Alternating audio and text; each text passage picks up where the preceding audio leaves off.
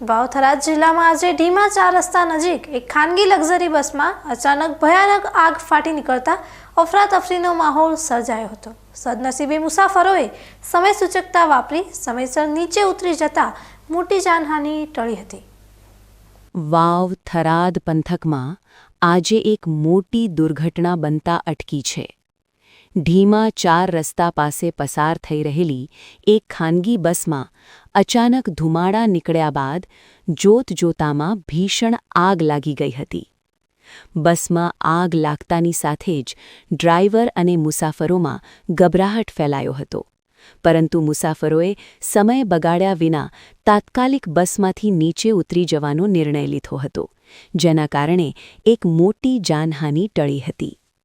જો કે બસ જોતજોતામાં ભડભડ સળગી ઉઠી હતી અને આગની જ્વાળાઓ આકાશમાં ઊંચે સુધી દેખાતી હતી। આ ઘટનાની જાણ થતાં જ થરાદ ફાયર બ્રિગેડની ટીમ તાત્કાલિક ઘટના સ્થળે દોડી આવી હતી અને ભારે જહેમત બાદ આગ પર કાબૂ મેળવ્યો હતો। આગ એટલી વિકરાળ હતી કે બસનો મોટા ભાગનો હિસ્સો બળીને ખાખ થઈ ગયો છે, જેના કારણે બસ માલિકને લાખો રૂપિયાનું મોટું આર્થિક નુકસાન વેઠવાનો વારો આવ્યો છે। હાઈવે પર ચાલુ બસમાં આગ લાગવાની આ ઘટનાને પગલે થોડા સમય માટે વાહન વ્યવહાર પણ ખોરવાયો હતો અને લોકોના ટોળે ટોળા ઉમટી પડ્યા હતા। પ્રાથમિક દ્રષ્ટિએ શોર્ટ સર્કિટના કારણે આગ લાગી હોવાનું અનુમાન સેવાઈ રહ્યું છે, પરંતુ બસમાં આગ લાગવાનું ચોક્કસ કારણ હજુ સુધી જાણી શકાયું નથી। ફાયર ફાઇટરોએ સતત પાણીનો મારો ચલાવીને આગને વધુ ફેલાતી અટકાવી હતી।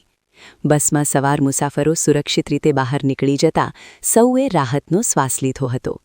આ અકસ્માત બાદ હાઈવે પર સુરક્ષા અને વાહનોના ફિટનેસને લઈને ફરી એકવાર ચર્ચાઓ શરૂ થઈ છે। હાલમાં આ મામલે આગળની તપાસ હાથ ધરવામાં આવી છે। ઢીમા 4 રસ્તા પાસે બનેલી આ આગની ઘટનામાં મુસાફરોનો આબાદ બચાવ થયો છે, પરંતુ બસ સંપૂર્ણપણે બળીને ખાખ થઈ જતા માલિકને મોટું નુકસાન થયું છે।